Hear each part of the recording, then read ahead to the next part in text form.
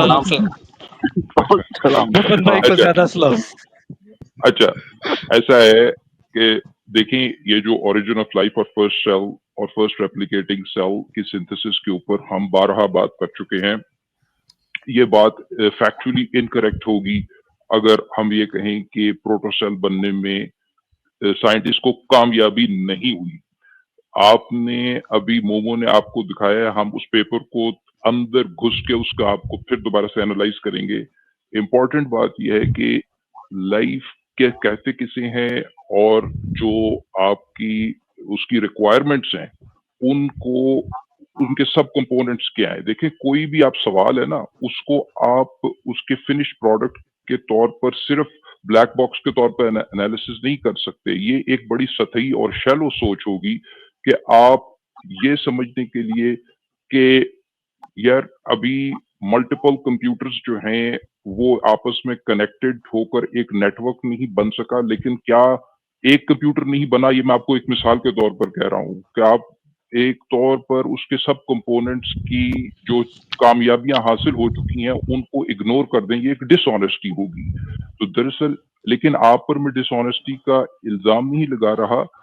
लोग मुख्तलिफ शोबों से उनकी वाकफियत नहीं होती, आगाही नहीं होती। मैं इसे कम इल्मी भी नहीं कहूंगा क्योंकि आगाही नहीं होती, जस्ट लैक ऑफ अवेयरनेस।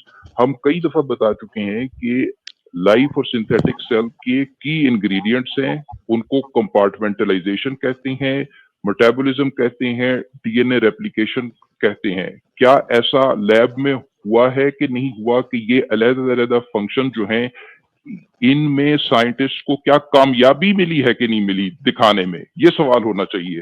तो आपको ये मैं बता दूं कि हम ये भी पेपर दिखा चुके हैं कि बगैर एंजाइम्स के, एक जमाने में ये सवाल उठता था कि बगैर एंजाइम के रेप्लिकेशन कैसे हो सकती है। तो साइंटिस्ट ने सक्सेसफुली बगैर एंजाइम्स के up to 25 pairs base pairs की रेप्लिकेशन तो कब की दिखा चुके हैं। अब ये बढ़ चुकी हुई हैं चीजें। क्या ऐसा मुमकिन नहीं हो सका कि सेल मेम्ब्रेन साइंटिस्ट दिखा चुके हैं प्रोटोसेल्स में, जो कि आगे खुद डिवाइड भी करती हैं। साइंटिस्ट सक्सेसफुली ये टारगेट अचीव कर चुके हैं। इंपॉर्टेंट बात यह है कि साइंटिस्ट ने टारगेट क्या सेट किया और क्या इसको सक्सेसफुली अचीव किया कि नहीं किया। ये जो इंटरमीडिएट सारे टारगेट्स हैं ये सारे अचीव हो चुके हैं। क्या ऐसा नहीं हुआ कि विदाउट प्रोटीन्स के सेल्फ सस्टेन्ड रेप्लिकेशन साइंटिस्ट ने लैब में डेमोन्स्ट्रेट की है कि नहीं की।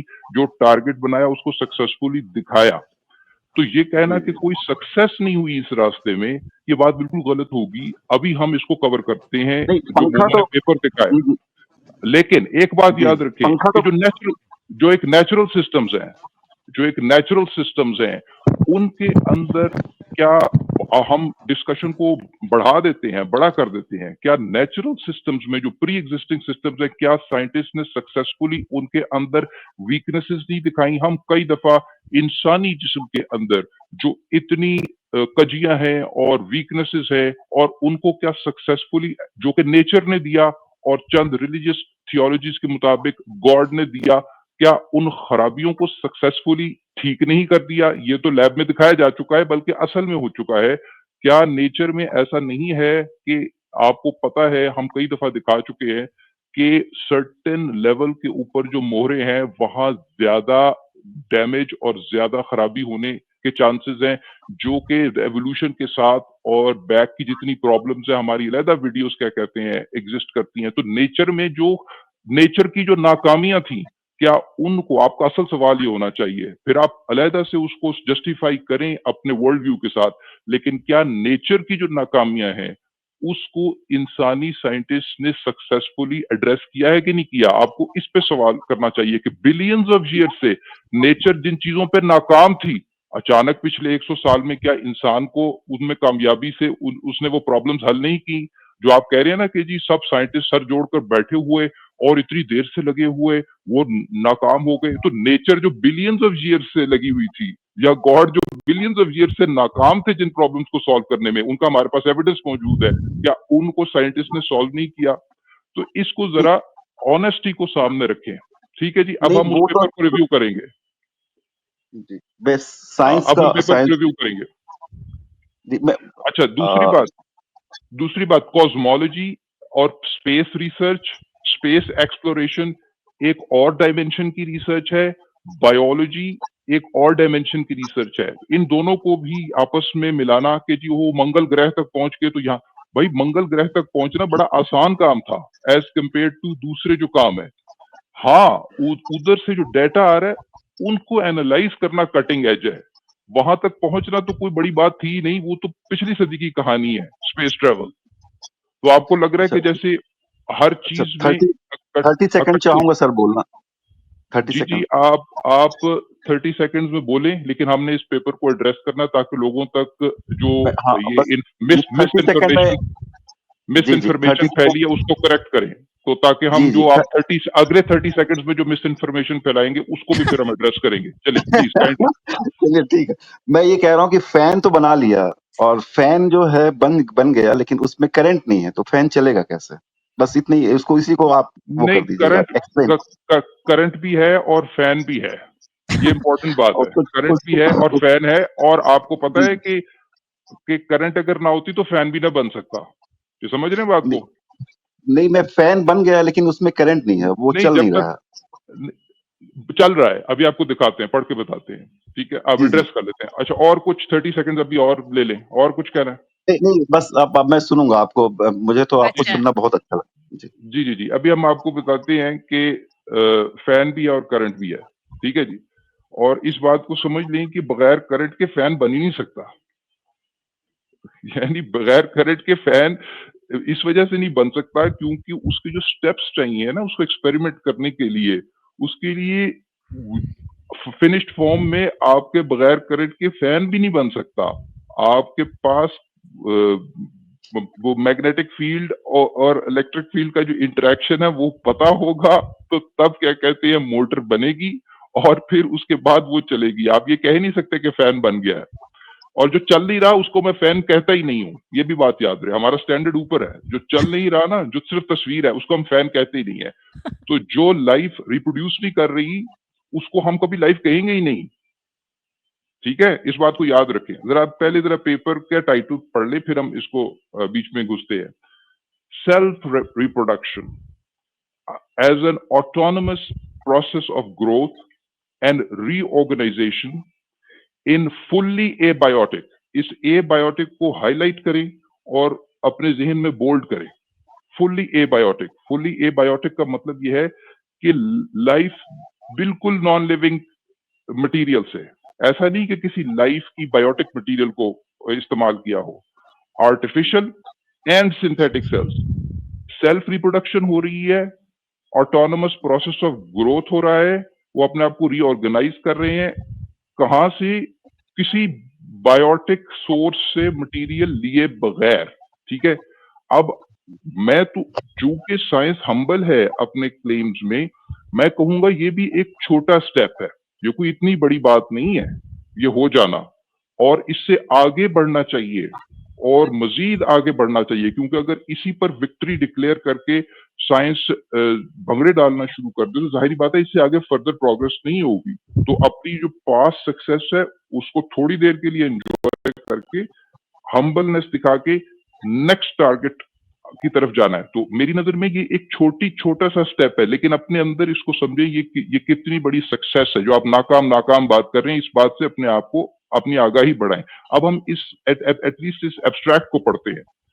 वो कहते हैं जी, मोमो अगर आप जो एब्स्ट्रैक्ट वाले पार्ट को अगर हाईलाइट कर दें, जी, क्योंकि कॉन्ट्रास्ट जरा मेरे एंड पे थोड़ा खराब, हाँ जी ये बेहतर हो गया। अच्छा जी, we investigate mechanisms for the observed non-linear growth in the number of polymer vesicles generated during a photoreversible addition fragmentation chain transfer based polymerization induced self assembly reaction। इसको मैं आसान आपको बता देता हूं कि पॉलीमराइजेशन, मोमो वैसे मेरे से बेहतर एक्सप्लेन कर सकती है, लेकिन पॉलीमराइजेशन जो है वो मॉलिक्यूल्स का आपस में जुड़ना और ग्रोथ उसको कहते हैं।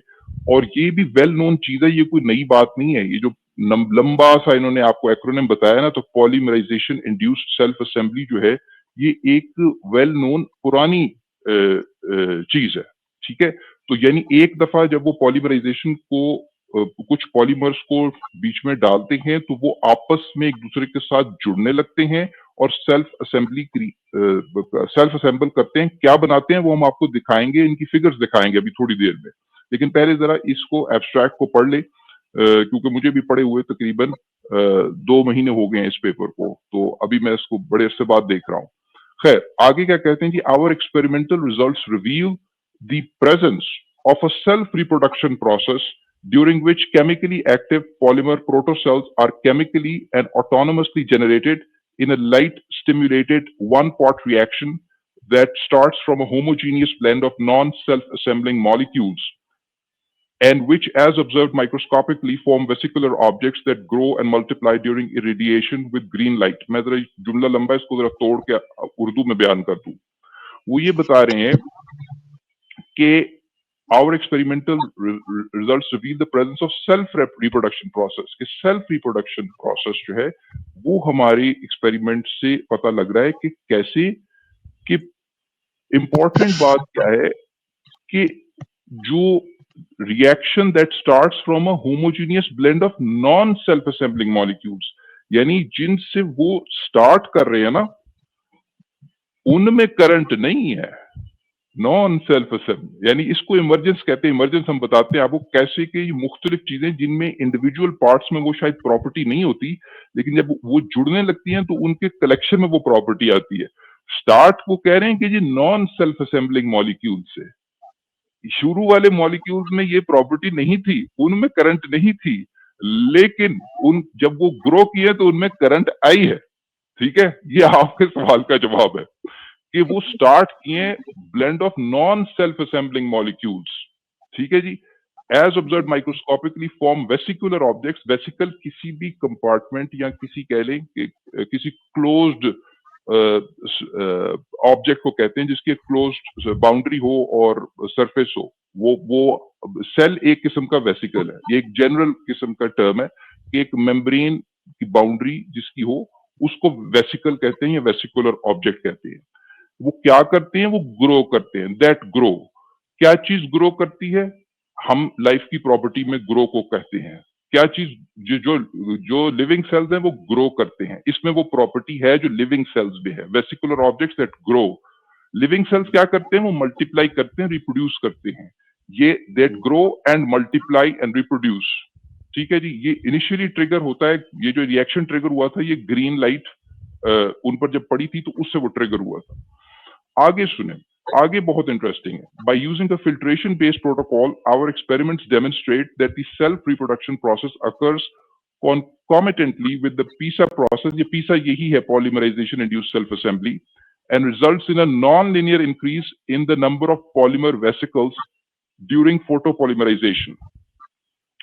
अब क्या है कि ये जरा मुश्किल बातें कर रहे हैं, नॉन लीनियर ग्रोथ हो रही है कि जब ये वेसिकल एक दफा असेंबल करती है ना तो इसके अंदर के जो पॉलीमर हैं वो ग्रो करके इसकी बाउंड्री में से ऊज आउट करके छोटे छोटे टुकड़ों में निकलने लगते हैं जिनको स्पोर्स कहते हैं वो।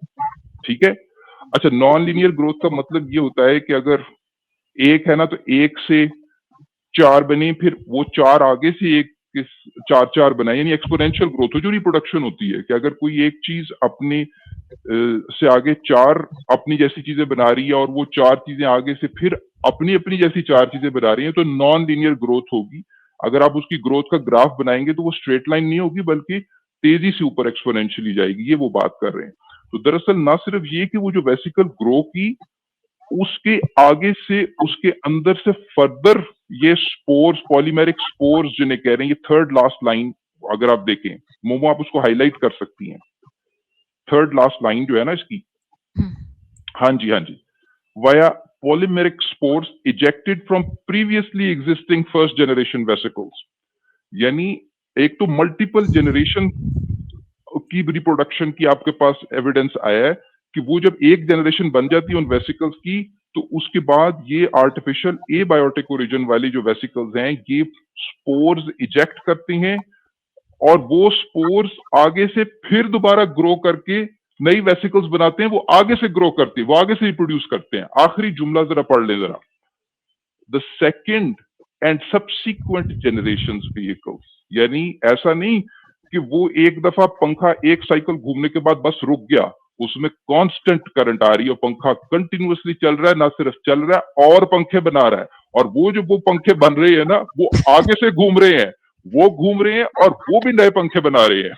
असल में ये हुआ है, the second and subsequent generation vesicles also self reproduce. वो सब्सिक्वेंट जनरेशन की भी वेसिकल सेल्फ रिप्रोड्यूस करती हैं and G continue the process of population growth. ये तो हो गया ये ये। सब जी ठीक है जी, ये ये सब 2000 सेल ये सब एक ये सेल मेम्ब्रान के अंदर में हो रहा है कि सेल मेम्ब्रान के बाहर हो रहा है कि अभी सेल आपको मेम्ब्रान के दिखाते हैं, बगैर हो रहा है? अभी आपको उसकी जितने असेंबली के मेंबरान है वो दिखाते हैं हम आपको। आप जरा स्क्रॉल डाउन करें मोमो, एक तस्वीर आती है आगे, जरा इनके जरा प्रोसेस भी दिखा दें जरा इन्हें। ये तो बस यहाँ रुक जाए देखिए, ये उसका प्रोसेस है, जरा समझिए कि क्या हो रहा है। कि एक तो पहली बात यह है कि ये जो लेफ्ट साइड पर आपको चीजें नजर आ रही हैं, ये सिर्फ पॉलीमर्स की जो का मिक्सचर है जो कि सेल्फ असेंबल करता है। अच्छा, इसमें भी ना कोई जादू नहीं है, वो भी वेल अंडरस्टूड बात है कि जब एक साइड किसी पॉलीमर की इनको बोलते हैं, मोमो आप बेहतर समझा सकेंगी, यानी एक साइड अगर इनको क्या बोलते हैं, amphiphilic, I think amphiphilic is the right term मोमो। Yes, I think हाँ so. जी, कि आमतौर पर क्या है कि कुछ मॉलिक्यूल्स ऐसी हैं जो कि वाटर के साथ बॉन्ड बनाती हैं और उनको आप वाटर फ्रेंडली कहते हैं। ठीक है, वो उनको हाइड्रोफिलिक बोलते हैं, वाटर फ्रेंडली। और कुछ जो कि नहीं बना पाते उनको कहते हैं कि वो वाटर फ्रेंडली नहीं है, उनको हाइड्रोफोबिक कहते हैं। ठीक है, अगर किसी पॉलीमर चेन की एक साइड पर हाइड्रोफोबिक किस्म का मॉलिक्यूल हो और एक हाइड्रोफिलिक किस्म का मॉलिक्यूल एंड पॉइंट हो, एक यानी अगर इस एम्प का मतलब होता है मल्टीपल, ठीक है ना, यानी एम्फी का मतलब आपको बताओ कि एम्फी थिएटर इस्तेमाल होता है, ऐसा थिएटर जिसमें कई किस्म के काम हो सके। ठीक है, एम्फिबियन जो पानी में भी हो सकता है, खुशकी में भी हो सकता है। तो एम्पीफिलिक का मतलब होता है जो मल्टीपल, जिसमें मिक्सचर हो, एक साइड हाइड्रोफोबिक हो, एक साइड उसकी हाइड्रोफिलिक हो। तो क्या होता है कि ऑटोमेटिकली जो हाइड्रोफोबिक साइड है वो कर्व करने लगती है और हाइड्रोफिलिक साइड बाहर रह जाती है, जो पानी के साथ बॉन्ड बना पाती है, और जो पानी के साथ बॉन्ड नहीं बना पाती वो आपस में कर्व करके एक स्ट्रक्चर बना लेते हैं। इसको माइसेल स्ट्रक्चर बोलते हैं, आप इसको गूगल कर सकते हैं। ये जब वो बन जाती है इस वजह से, उसके बाद आप इनको क्या कहते हैं, जब ये वो पहला जो साइकिल ऑफ पॉलीमराइजेशन और साइज का की वो ग्रोथ होती है, तो वो ग्रो करता रहता है, खास स्टेज तक ग्रो करता रहता है। लेकिन जब एक खास हद तक वो ग्रो करता रहता है और उसकी इनसाइड के अंदर भी पॉलीमर्स चेन्स बनाते रहते हैं, तो वो उनके छोटे छोटे टुकड़े जो हैं पॉलीमर्स के, वो बाहर निकलते हैं, उनको वो स्पोर्स कह रहे हैं। वो जो स्पोर्स हैं, वो देखें राइट साइड की फिगर के ऊपर, वो फिर क्या कहते हैं, पॉलीमराइजेशन से ग्रो करने लगते हैं। और जब वो ग्रो करने लगते हैं, अल्टीमेटली आगे से फिर जब वो बड़े हो जाते हैं तो वो भी आगे से स्पोर्स रिलीज करते हैं। बात यह है कि अगर आप ऑनेस्टली इस प्रोसेस को एनालाइज करें, तो ये जो लिविंग सेल्स की जो प्रॉपर्टीज हैं, ये यही है कि वो एक ऐसी चीज हो जो कि ग्रो करे, जो कि अपनी जैसी चीज, मिलती जुलती चीज को रेप्लिकेट करके प्रोड्यूस करे, और ये बात एक साइकिल में खत्म ना हो जाए। जिसको उसने प्रोड्यूस किया है वो आगे से ग्रो करे और सेल्फ रिप्रोड्यूस करे। अगर आप इसको, तो ये लिविंग सेल्स की प्रॉपर्टीज को रेप्लिकेट करने में साइंटिस्ट टेरिबल अंदाज में नाकाम नहीं, कामयाब हुए हैं। ठीक है, लेकिन हम इसको फिर भी ये कहते हैं कि भाई अभी इसमें कॉम्प्लेक्सिटी का बहुत मार्जिन बाकी है, कि इस सेल के अंदर, और यानी ये जो बाउंड्री है इसके अंदर और सब कंपोनेंट्स कैसे बीच में डलें और वो भी ग्रो करें और रेप्लिकेट करें। और ये सेल जो है, जो इसकी ग्रोथ है, जिस तरीके से इसकी ग्रोथ हो रही है, वो इसकी तो मेटाबॉलिज्म है, सिंपल फॉर्म में हम उसको मेटाबॉलिज्म कह सकते हैं, लेकिन और कॉम्प्लेक्स मेटाबॉलिज्म हो। और उसके बाद वैसे तो हम मल्टी सेलुलर ऑर्गेनिजम्स की एवोल्यूशन बी लैब में वो दिखा चुकी हैं कि जब उन पर प्रेडेशन प्रेशर जो है वो लगता है, पड़ता है, तो वो मल्टी सेलुलर सिर्फ कॉलोनीज नहीं बल्कि एज एन ऑर्गेनिज्म के तौर पे इवॉल्व करते हैं। मैं रादर देन कि आप इस यूनिट को कॉम्प्लेक्सिफाई करें, मैं एज एन अदना तालिब इल्म के तौर पर वो भी चाहूंगा कि ये लोग आगे की रिसर्च में वो भी करें कि ये चीज इस सिंपल स्टेज से कॉम्प्लिकेटेड स्टेज पे जाए। लेकिन मेरी क्यूरियोसिटी ये है कि जब इनके ऊपर सिलेक्टिव प्रेशर लगेगा तो क्या ये आपस में जुड़ के आपस में कॉलोनीज के तौर पर इवॉल्व कर सकें और इकट्ठे मूव कर सकें कि ये जो प्रोटोसेल्स बने हैं क्या ये multi cellular organism, multi cellular combinations और कॉलोनीज की तरफ इवॉल्व कर सकते हैं। ये मेरा बहरहाल एज एन अदना तालिब इल्म सवाल है और मुझे और इस पर कुछ ग्रुप्स जो हैं वो रिसर्च करेंगे। मुझे तो अभी पता भी नहीं है कि ये इस पर कोई रिसर्च कर रहा है कि नहीं कर रहा, क्योंकि वो जाहिर बात है कि प्रोटोसेल्स की डेवलपमेंट के ऊपर कर रहे हैं। लेकिन उससे अगला सवाल वहां रोक नहीं जाएंगे। अगर सेल बन भी जाएगा ना, आप कहते हैं ना भी जिस दिन सेल बन जाएगा उस दिन मैं आपके ग्रुप में शामिल हो जाऊंगा, नहीं, आपको ये नहीं कहना चाहिए। भाई सेल तो अब बन भी गया, वो उसके बाद मैं तो उससे अगला सवाल पूछ रहा हूँ कि क्या वो मल्टी सेलुलर ऑर्गेनिज्म के अंदर इवॉल्व करेगा कि नहीं करेगा, क्योंकि सवाल तो आगे बढ़ते रहेंगे। लेकिन ये कहना कि साइंटिस्ट प्रोटोसेल्स बनाने में और ऐसी एंटिटीज बनाने में जिनकी वही प्रॉपर्टीज हैं जो लिविंग सेल्स की हैं उसमें नाकाम हुए हैं, ये बात आज की तारीख में फैक्चुअली इनकरेक्ट है, क्योंकि ऐसा हो चुका है।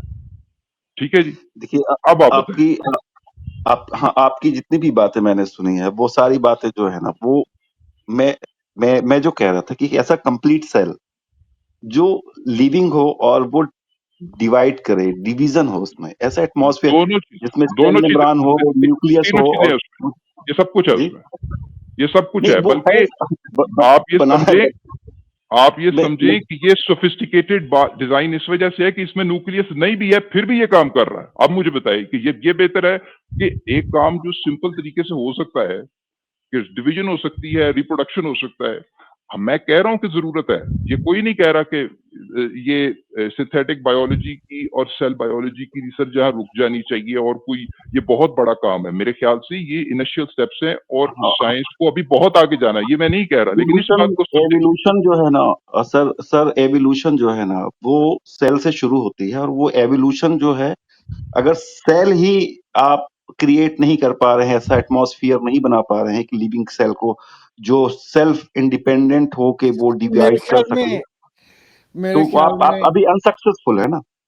मेरे ख्याल नहीं, में टारगेट ये था कि क्या What is that noise? Target ये था कि क्या self assembly hello polymerization induce से सेल्फ रेप्लिकेटिंग वेसिकल्स बन सकते हैं कि एक बन सकते सेकंड हैं। टारगेट सर ही इस रिसर्च का ये मैं था, वो ऑफलाइन इस रिसर्च का टारगेट ही ये था, तो लिहाजा इस टारगेट को अचीव करने में ये हेलो सक्सेसफुल हुए हैं। इस बात को समझ रहे हैं आप कि अगर एक रिसर्च प्रोग्राम है, विपिन आप अभी हैं मैं ऑनलाइन फिर कि से नहीं है? जुड़ता हूँ। आप, हमें पता ही नहीं कब टूटे, हम तो समझ रहे थे आप जुड़े हुए हैं। ये चाहते हैं कि ऐसा फैन हो जिसका करंट, मैं अब क्या कुछ कहने लगा नहीं, था। मैं थोड़ा मजाक भी कर रहा हूँ जान के इनके साथ, लेकिन ऑन सीरियस नोट हाजी भाई बात यह है कि टारगेट ये है इस रिसर्च प्रोग्राम का, जो ये जिसका ये कल्मिनेटिंग पॉइंट है कि ऐसी एंटिटी वेसिकल्स सेल्फ असेंबलिंग जो कि पॉलीमर से स्टार्ट करके नॉन लाइफ कंपोनेंट से ऐसी बनाई जाए कि और चेक किया जाए कि क्या वो सेल्फ रेप्लिकेट करती हैं, सेल्फ रिप्रोड्यूस करती हैं कि नहीं करती। तो उस टारगेट में बहरहाल ये ग्रुप सक्सेसफुल हुआ है, हमें उसको क्रेडिट देना चाहिए। इट वुड बी डिसऑनेस्ट अगर हम डिसइनजेन्युअस अगर उसका क्रेडिट नहीं देंगे। लेकिन अगर आप साइंटिस्ट हैं और आप पीयर रिव्यूअर हैं इस रिसर्च के, जाहिर बात है आप कहेंगे कि भाई ये मतलब मैं एक अदना सा तालिब इल्म हूं, मेरी इतना, और इसमें सालों की रिसर्च है लोगों की जिन्होंने ग्रुप ने ये काम किया है, और मैं बहरहाल अपनी अदना कैपेसिटी में मैं ये भी ऑनेस्टली कहना चाहूंगा कि ये बहरहाल एक छोटा स्टेप है, ये बहुत छोटा स्टेप है, और इससे आगे बहुत इंपॉर्टेंट काम होने बाकी हैं। ये तो हम हमेशा कहते हैं, लेकिन ये कहना कि इस स्टेप को अचीव करने में कामयाबी नहीं, नाकामी हुई, ये बात फैक्चुअली इनकरेक्ट है। बाकी वो कह रहे थे इसमें न्यूक्लियस नहीं है, भाई नहीं है न्यूक्लियस, किसी ने नहीं कहा, ना टारगेट था न्यूक्लियस बीच में डालने का। इसमें नहीं है न्यूक्लियस, इसमें माइटोकॉन्ड्रिया नहीं है, इसमें बाकी आपकी क्या कहते हैं जो सेल के ऑर्गेनेल्स हैं वो नहीं है। ये कोई नहीं कह रहा कि ऐसा है, लेकिन क्या ये आपको बात झंझोड़ती नहीं है कि ये सारी चीजें ना भी हों, फिर भी वो एंटिटी अपने आप को सेल्फ रेप्लिकेट कर रही है, फिर और जो प्रोड्यूस हो रही हैं चीजें वो आगे से सेल्फ रेप्लिकेट कर रही हैं, और थोड़ी थोड़ी डिफरेंट है, मामूली डिफरेंट है। किस तरह से डिफरेंट है कि जो पॉलीमर्स की कॉन्सेंट्रेशन है, ये थोड़ी बात टेक्निकल है, लेकिन अभी मैं समझाता हूँ इसकी इम्प्लीकेशन क्या है। कोशिश करता हूँ कि थोड़ी पॉलीमर्स की कॉन्सेंट्रेशन थोड़ी डिफरेंट है, मामूली, जिससे थोड़ी शेप माइनर डिफरेंट होगी अगली जनरेशन की, उससे अगली जनरेशन की थोड़ी डिफरेंट होगी, बहुत ज्यादा मिलती जुलती होगी अपने प्रीवियस जनरेशन से। ये किस चीज की तरफ इशारा करती है? Evolution. अगर आए, बिल्कुल exactly this is what I wanted to hear, कि जब आपके पास ये चीज, वो कह रहे थे ना एवोल्यूशन कैसे ट्रिगर होगी, इसमें एवोल्यूशन भी होगी, क्योंकि गर्चे ये अपने पेरेंट और पिछली जनरेशन की कॉपीज हैं, मगर थोड़ी डिफरेंट।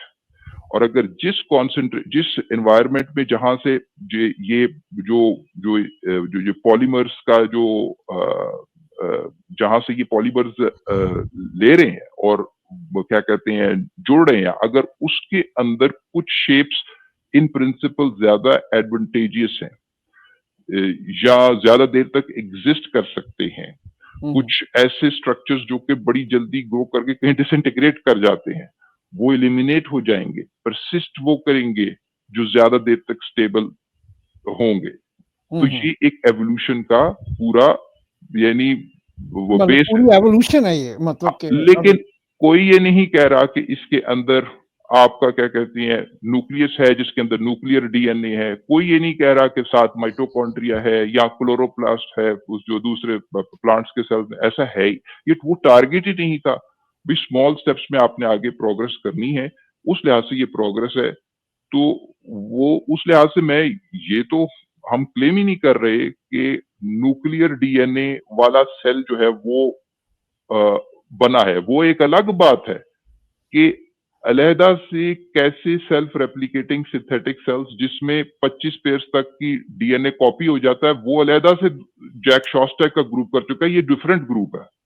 हम इसकी बात करें, वो पुरानी रिसर्च है जिसमें non enzymatic self replication of DNA हो रही है, वो तो पुरानी बात है, लेकिन ये नई बात जो है रिलेटिवली रीसेंट रिसर्च, वो ज्यादा एक्साइटिंग है। लेकिन बहरहाल पॉइंट मेरे ख्याल से हमने काफी डिटेल में डिस्कस कर लिया है।